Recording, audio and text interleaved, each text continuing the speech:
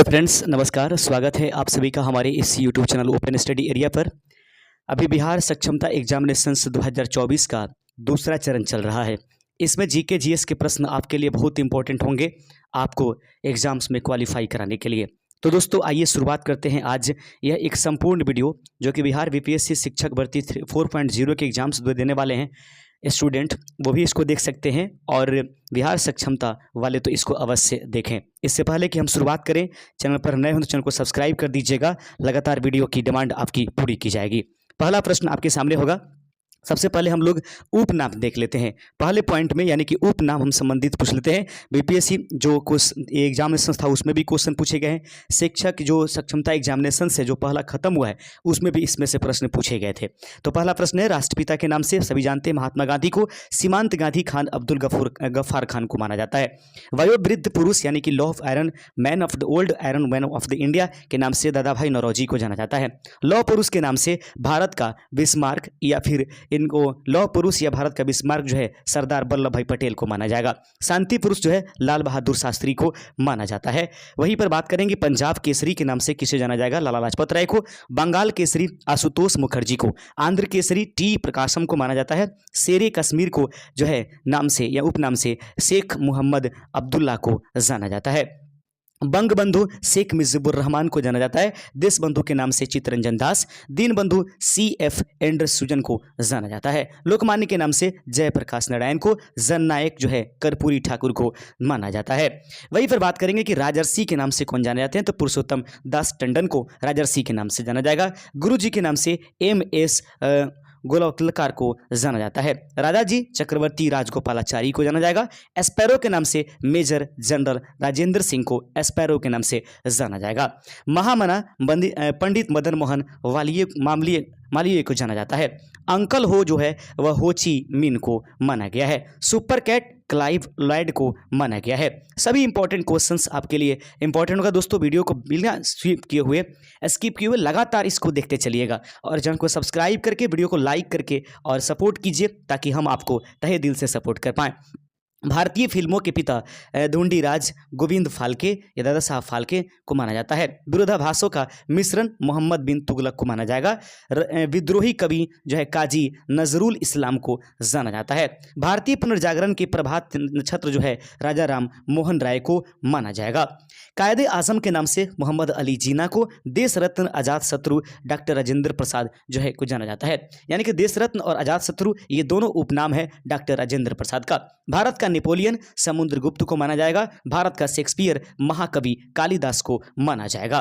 वहीं पर बात करेंगे कि ब्लैक गांधी के नाम से किनको जाना जाएगा, तो ब्लैक गांधी के नाम से मार्टिन लूथर किंग जूनियर को जाना जाता है। स्वर कोकिला जो है लता मंगेशकर को इस नाम से पुकारा गया है। लाल बाल पाल यानी कि क्रमशः लाला लाजपत राय, बाल गंगाधर तिलक और बिपिन चंद्र पाल के लिए प्रयोग किया गया वर्ड है। अब आइए भारत के उपराष्ट्रपति से संबंधित सूची को एक बार गौर से देख लेते हैं। सबसे पहले अगर बात किया जाए, भारत के प्रथम उपराष्ट्रपति जो थे डॉक्टर सर्वपल्ली राधाकृष्णन थे। एस राधाकृष्णन 1952 से 1962 तक का इनका अपना कार्यकाल रहा है। दूसरे पर देख लेंगे डॉक्टर जाकिर हुसैन, यानी कि यह तीसरे थे लेकिन 2 सेशंस डॉक्टर राधाकृष्णन को चला जाता है। 1962 से लेकर 1967 तक ये भारत के उपराष्ट्रपति रहे हैं। CV जो गिरी हैं वो 1967 से 1969 तक इनको माना जाएगा। श्री गोपाल स्वरूप पाठक 1969 से 1974 तक ये रहे हैं। श्री BD जती जो है 1974 से 1979 तक ये उपराष्ट्रपति रहे। श्री M हिदायतुल्लाह 1979 से 1984 तक रहे। श्री R वेंकटरमन जो है यह भी एक उपराष्ट्रपति हुए 1984 से 1987। डॉक्टर शंकर लाल दयाल शर्मा 1987 से 1992 तक रहे हैं।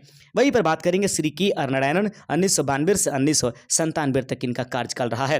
श्री कृष्णकांत 1997 से 2002 तक। श्री भैरव सिंह शेखावत 2002 से 2007 तक रहे हैं। वहीं पर दोस्तों बात करेंगे श्री मोहम्मद हामिद अंसारी जो है 2007 से 2017 तक रहे। इनका 2 कार्यकाल पूरा हुआ था उपराष्ट्रपति के रूप में।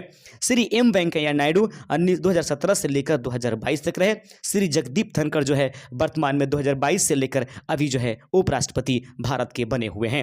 आप देख रहे हैं open study area YouTube channel को सब्सक्राइब जरूर करते चलिए दोस्तों। अगला क्वेश्चन आपके सामने है कि शांति निकेतन विश्व भारती विश्वविद्यालय की स्थापना किसके द्वारा किया गया? रविन्द्रनाथ टैगोर के द्वारा। रविन्द्रनाथ टैगोर का जन्म कहाँ हुआ था? कोलकाता में 7 मई 1861 ईस्वी को इनका जन्म हुआ है। वहीं पर बात करेंगे रामकृष्ण मिशन का मुख्यालय कहाँ है? वेलूर मठ इस है वह मुख्यालय है। स्वामी विवेकानंद का जन्म कहाँ हुआ था? तो स्वामी विवेकानंद का जन्म कोलकाता के सिमुलिया मोहल्ले में हुआ था। वहीं पर बात करेंगे बंकिम चंद्र चट्टोपाध्याय का जन्म कहाँ हुआ? नैहाटी में। बंकिम चंद्र चट्टोपाध्याय की प्रमुख रचना कौन सी है? दुर्गेश नंदिनी, कपाल कुंडला, देवी, आनंद मठ, वंदे मातरम। दोस्तों अगर वीडियो फास्ट जा रहा होगा तो आप अपने यूट्यूब से इसको स्लो कर लीजिएगा, स्लो हो रहा होगा तो फास्ट कर लीजिएगा, क्योंकि अल्प समय में अधिक क्वेश्चंस हम देने की प्रयास कर रहे हैं। बंकिम चंद्र चट्टोपाध्याय की प्रमुख रचना कौन सी थी? तो याद रखेंगे दुर्गेश नंदिनी, कपाल कुंडला, देवी, आनंद मठ और वंदे मातरम। एक बार फिर से मैंने आपको रिपीट कर दिया। भारत का राष्ट्रीय गीत वंदे मातरम कहां से लिया गया है? बंकिम चंद्र चट्टोपाध्याय की प्रसिद्ध रचना आनंद मठ से भारत की राष्ट्रीय गीत वंदे मातरम लिया गया है। सुजलाम सफलाम मलयज शीतलाम। भारतीय पुनर्जागरण का अग्रदूत और आधुनिक भारत के जनक के रूप में किसे जाना जाता है? तो ये हैं राजा राम मोहन राय। ब्रह्म समाज की स्थापना किसके द्वारा किया गया? राजा राम मोहन राय के द्वारा किया गया है। राजा राम मोहन राय की मीरात उल अखबार किस भाषा में लिखी जाती थी? सही आंसर है फारसी भाषा में यह लिखी जाती थी। अगला क्वेश्चन है कि राजा राम मोहन राय को युग दूत की उपाधि से किसने सम्मानित किया? सुभाष चंद्र बोस ने। राजा राम मोहन राय का जन्म का स्थान कहाँ है? वर्धमान जिला राधा नगर में यह उपस्थित है। अगला देखेंगे युवा बंगाल आंदोलन के नेता का क्या नाम था? तो युवा बंगाल आंदोलन के नेता जो है हेनरी विलियम डीरोजियो इनका सही आंसर हो जाएगा। संवाद कौमुदी पत्र के संपादक कौन थे? राजा राम मोहन राय के द्वारा संवाद कौमुदी पत्र का संपादन किया गया था। रामकृष्ण परमहंस का मूल नाम क्या था? गदाधर चट्टोपाध्याय रामकृष्ण परमहंस का जो है ये पूरा नाम होगा। विक्टोरिया हॉल कहाँ स्थित है? यह कोलकाता में। विक्टोरिया मेमोरियल हॉल के वास्तुकार का नाम क्या है? विलियम इमर्सन जो है वह विक्टोरिया मेमोरियल हॉल के वास्तुकार के नाम से जाने जाएंगे। कि संयुक्त राष्ट्र संघ के 5 अस्थायी सदस्य कौन कौन है? तो थोड़ा सा इसको छोटा कर लेते ताकि पांचों एक बार में देख लिया जाए। याद रखेंगे संयुक्त राष्ट्र संघ के 5 अस्थायी सदन कौन कौन से है? अगर ये क्वेश्चन पूछा जाएगा चीन, अमेरिका, रूस, फ्रांस और यूके 1 2 3 4 5 इस तरीके से आपके पास हो जाएंगे। पाकिस्तान से सटे भारत के राज्य निम्नलिखित में से कौन कौन से हैं? तो पंजाब, गुजरात, राजस्थान और जम्मू कश्मीर ये वो राज्य हैं जो पाकिस्तान से सटे हुए हैं। अब जम्मू कश्मीर को 2 भागों में बांट दीजिए तो लेह और फिर उसके बाद आपके पास है जम्मू कश्मीर आ जाएगा। आगे बढ़ते चलते हैं दोस्तों। अगला क्वेश्चन है कि आम का वैज्ञानिक नाम क्या है? Mangifera indica. संतरा का वैज्ञानिक नाम साइट्रस सेनेंसिस इसका राइट आंसर हो जाएगा। पपीते का वैज्ञानिक नाम क्या है? तो पेरिका पपाया इसका सही आंसर हो जाएगा। नारियल का वैज्ञानिक नाम क्या है? कोको न्यूसीफेरा इसका सही आंसर हो जाएगा। केला का वैज्ञानिक नाम क्या है? मूसा फेराडी सीएफा इसका सही आंसर है। अनानास का वैज्ञानिक नाम क्या है? कामांजोस ए पाइन एप्पल इसका राइट आंसर हो जाएगा। अगला प्रश्न है लोकसभा से संबंधित सामान्य ज्ञान के महत्वपूर्ण प्रश्नों पर नजर डालेंगे। संपूर्ण जीके हम आपको प्रदान कर रहे हैं, इसलिए एक भी क्वेश्चन छोड़ करके हटिए नहीं, लगातार देखते रहिए। जनता द्वारा प्रत्यक्ष रूप से निर्वाचित सदन को क्या कहा जाता है? उसको लोकसभा के नाम से जाना जाता है। संविधान में लोकसभा के सदस्यों की मूल संख्या कितनी बताई गई है? 552। वर्तमान में लोकसभा में कुल कितने सदस्य हैं? 545 सभी है। उसके बाद है राष्ट्रपति आंग्ल भारतीय समुदाय के कितने प्रतिनिधियों को लोकसभा में ये नॉमिनेट करता है? तो सही आंसर इसका 2 हो जाएगा। लोकसभा में किस आधार पर सीटें बांटी गई हैं? जनसंख्या के आधार पर सीटों का बंटवारा किया गया है। वर्तमान लोकसभा में प्रत्येक राज्य के लिए स्थानों को किस आधार पर आवंटन किया गया? 1971 की जनगणना के अनुसार इसको आवंटित किया गया है। लोकसभा से कौन से लोकसभा के चुनाव का 4 चरण में संपन्न हुआ? 14वीं। आगे बढ़ते चलते हैं। लोकसभा आगे देखते हैं। लोकसभा सदस्य बनने के लिए न्यूनतम उम्र आपकी कितनी होनी चाहिए? 25 साल इसका सही आंसर है। कौन से राज्य सबसे ज्यादा प्रतिनिधि लोकसभा में भेजता है? उत्तर प्रदेश इसका सही आंसर है। उत्तर प्रदेश के बाद सबसे अधिक संसदीय क्षेत्र कहां पर है? महाराष्ट्र इसका सही आंसर हो जाएगा।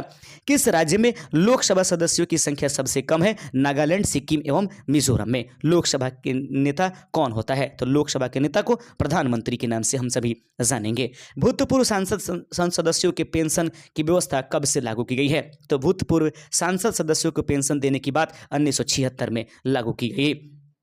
लोकसभा में कम से कम कितने सत्र जरूरी होते हैं? साल में 2 बार। लोकसभा को कौन भंग कर सकता है? राष्ट्रपति एवं प्रधानमंत्री के सलाह पर। राष्ट्रपति जो है प्रधानमंत्री की सलाह पर इसको भंग कर सकता है। वित्तीय बिल कहाँ पास की जाती है? लोकसभा में। अविश्वास प्रस्ताव किस सदन में लाया जाता है? तो अविश्वास प्रस्ताव जो है वह लोकसभा में लाई जाती है। बजट किसके द्वारा पास किया जाता है? लोकसभा के द्वारा। अगर बात करें लोकसभा के सदस्यों की निर्योग्यता से संबंधित प्रश्नों का निर्णय किसके द्वारा किया जाता है? तो लोकसभा अध्यक्ष इसका राइट आंसर हो जाएगा।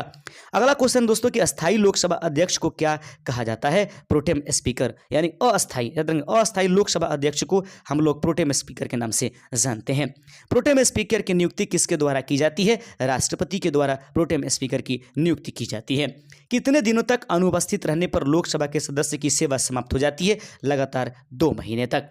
किस विधेयक को केवल लोकसभा में ही पास की जाती है? वित्त विधेयक को। वहीं पर बात करेंगे मंत्रिपरिषद किसके द्वारा किसके प्रति उत्तरदायी होता है? लोकसभा के। किसी अवस्था में संसद लोकसभा का कार्यकाल बढ़ा सकता है। आपातकाल की स्थिति में जो है संसद लोकसभा की काल को बढ़ा सकता है। अगला क्वेश्चन है संसद एक बार में लोकसभा के कार्यकाल में कितने समय के लिए बढ़ा सकती है? 1 साल के लिए। आगे बढ़ते चलते हैं। अगला क्वेश्चन है किस साल लोकसभा का कार्यकाल एक एक करके 2 बार बढ़ाया गया? 1976 में। राजनीतिक शब्दावली में शून्यकाल का अर्थ क्या है? प्रश्नोत्तर सत्र को हम लोग शून्यकाल के नाम से जानते हैं। दोस्तों आपके एग्जामिनेशंस में हिंदी के भी प्रश्न होते हैं, तो मोस्ट इंपॉर्टेंट हिंदी के जो प्रश्न हैं उनको भी हम लोग एक बार देखने की कोशिश करेंगे। देख लीजिएगा, पहला प्रश्न आपके सामने है हिंदी का। तो पृथ्वीराज रासो को हिंदी के बृहत महाभारत किसने कहा था? तो दशरथ शर्मा के द्वारा पृथ्वीराज रासो को हिंदी के बृहत महाभारत कहा गया है। कबीरदास को अवधि प्रथम कवि किसने कहा था? बाबूराम सक्सेना। याद रखिएगा। मित्र बंधुओं ने हिंदी के सबसे उदंड कवि किसे कहा था? वेताल बंदीजन को कहा गया था। आगे प्रश्न है कि मित्र बंधुओं ने किसी रीति मुक्त कवि को ओउल नंबर का रसिया कहा था? ठाकुर जी को। मिश्र बंधुओं ने अष्टछाप का नवा कवि किसे कहा था? गरीब दास को। आगे बढ़ते चलते हैं। अगला प्रश्न है कि मिश्र बंधुओं ने पूर्वकाली का सबसे बड़ा आचार्य किसे कहा था? चिंतामणि को। आगे बढ़ते चलते हैं। अगला 8वां नंबर क्वेश्चन देख लेते हैं दोस्तों कि रीति काल का वह कवि जिसमें खड़ी बोली हिंदी में सित वंसंत नामक कहानी लिखी थी? सही आंसर है चंदन कवि इसका राइट आंसर हो जाएगा। गुरु ग्रंथ साहिब में कुल कितने संत कवियों के पद हैं? 17 इसका सही आंसर है। शिव सिंह सरोज किस भाषा में लिखा गया है? तो शिव सिंह सरोज जो हिंदी में लिखा गया है। आगे बढ़ते चलते हैं दोस्तों। आगे क्वेश्चन है भारत के उपराष्ट्रपति एवं उनके कार्यकाल। अभी तुरंत आप लोग इसको देख चुके हैं। आइए देखते चलते हैं आगे हम लोग। अब हमारे पास है भारत की प्रमुख झील से इंपॉर्टेंट प्रश्न। अब हम देखेंगे भारत की प्रमुख झील से इंपॉर्टेंट प्रश्न। रेणुका झील हिमाचल प्रदेश में, सातताल झील उत्तराखंड में यह उपस्थित है। वहीं पर बात करेंगे तावा वोहर झील मध्य प्रदेश में, संगमो झील सिक्किम में है, डल झील श्रीनगर जम्मू कश्मीर में उपस्थित है, डेवर झील जो है राजस्थान उदयपुर में है, रूपकुंड झील उत्तराखंड में उपस्थित है। वहीं पर बात करेंगे भीमताल झील उत्तराखंड में उपस्थित है, चेम्बरबाकम झील तमिलनाडु में है, चोलामो झील सिक्किम में उपस्थित है। यह एक रिवीजन वीडियो है दोस्तों, इसमें रिपीट किया जा रहा है, बस आप इसको ईयरफोन्स लगा सकते हैं या ऐसे कहीं बजा करके रख दीजिए और लगातार देखते चलिएगा। सस्तम कोटा झील के कहाँ है? केरल में, वुलर झील जम्मू कश्मीर में, सांबर झील जो है राजस्थान में उपस्थित है। वहीं पर बात करेंगे लोकटक झील मणिपुर में है, कोलेरू झील आंध्र प्रदेश में उपस्थित है, लोनार झील महाराष्ट्र में उपस्थित है। वहीं पर बात करेंगे दोस्तों कि सूरजताल झील हिमाचल प्रदेश में, अष्टमुडी झील केरल में है, चिल्का झील उड़ीसा में है। अगला प्रश्न है 20वां नंबर की पुलिकट झील आंध्र प्रदेश एवं तमिलनाडु की सीमा पर उपस्थित है, वेम्बनाड झील केरल में उपस्थित है, पंचभद्रा झील राजस्थान में यह उपस्थित है। वहीं पर बात करें अगर उपवन झील तो महाराष्ट्र में है, देवताल झील गढ़वाल हिमालय में है। अब आगे देखते हैं भारत की फसलों से में सबसे बड़े उत्पादक राज्यों से। तो भारत में धान का सबसे बड़ा उत्पादक राज्य कौन है? पश्चिम बंगाल इसका सही आंसर हो जाएगा। भारत में गेहूं का सबसे बड़ा उत्पादक राज्य उत्तर प्रदेश है। अगर बात करेंगे भारत में गन्ने का सबसे बड़ा उत्पादक राज्य निम्नलिखित में से कौन है? सही आंसर है उत्तर प्रदेश। भारत में मूंगफली की सबसे बड़ी उत्पादक राज्य कौन है? गुजरात में मूंगफली सबसे अधिक पाया जाता है। अगर बात करें दोस्तों यहाँ पर कि भारत में चाय का सबसे बड़ा उत्पादक राज्य कौन है? असम। आगे बढ़ते चलते हैं अगला क्वेश्चन आपके सामने है कि भारत में बांस का सबसे बड़ा उत्पादक राज्य कौन है? असम। भारत में जूट का सबसे बड़ा उत्पादक राज्य कौन सा है? पश्चिम बंगाल इसका राइट आंसर हो जाएगा। अगला प्रश्न है कि भारत में तंबाकू का सबसे बड़ा उत्पादक राज्य कौन सा है? आंध्र प्रदेश। अगला प्रश्न है कि भारत में केले का सबसे बड़ा उत्पादक राज्य तमिलनाडु है। भारत में केसर का सबसे बड़ा उत्पादक राज्य जम्मू और कश्मीर को माना गया है। अगला बात करेंगे कि भारत में प्याज का सबसे बड़ा उत्पादक राज्य कौन है? महाराष्ट्र को माना जाएगा। भारत में काली मिर्च का सबसे बड़ा उत्पादक राज्य केरल है। भारत में कपास का सबसे बड़ा उत्पादक राज्य गुजरात को माना गया है। आगे प्रश्न आपके सामने है कि भारत में कॉफी का सबसे बड़ा उत्पादक राज्य किसको माना जाएगा? कर्नाटक को। अब दोस्तों देखेंगे भारत के प्रमुख संगठन एवं उनके मुख्यालय से संबंधित इंपॉर्टेंट। गैट का मुख्यालय कहां है? जेनेवा। ये 1947 में निर्धारित किया गया है। G8 देशों की स्थापना कब हुई थी? तो G8 देशों की स्थापना जो है 1975 में। अंगटाड यानी कि अंगटाड का मुख्यालय कहां है? जिनेवा, 1964 में स्थापित। आगे देखेंगे विश्व बैंक का मुख्यालय कहां है? वाशिंगटन में।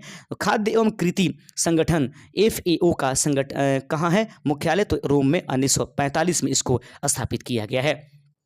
विश्व स्वास्थ्य संगठन WHO का मुख्यालय जिनेवा में, 1948 में स्थापित। रेड क्रॉस का मुख्यालय कहां है? जिनेवा में, 1863 ईस्वी में इसको स्थापित किया गया है। G15 देशों का मुख्यालय कहां है? जिनेवा, 1989 में। आगे देखते चलते हैं। विश्व व्यापार संगठन WTO का मुख्यालय कहां है? जिनेवा में। नाटो के देशों का मुख्यालय कहां है? ब्रुसेल्स में उपस्थित है नाटो देशों का मुख्यालय। सार्क देशों का मुख्यालय कहां है? काठमांडू में, 1985 में स्थापित किया गया। एशियाई विकास बैंक ADB का मुख्यालय कहां स्थित है? मनीला, 1966 में इसको स्थापित किया गया। अंतर्राष्ट्रीय न्यायालय कहां स्थित है? हेग में, 1946 में स्थापित। इंटरपोल कहां स्थित है? पेरिस, 1923 में उपस्थित है। आगे देखते चलते हैं दोस्तों। अभी तो है हम इतना ही बार आप लोग के पास रखते हैं और अगले वीडियो में हम अगला कंटेंट जीके का विहार सक्षमता का जरूर जल्दी से जल्दी प्रदान करने की कोशिश करते हैं। शुक्रिया। चैनल को सब्सक्राइब करके अगले वीडियो के लिए इंतजार कीजिए।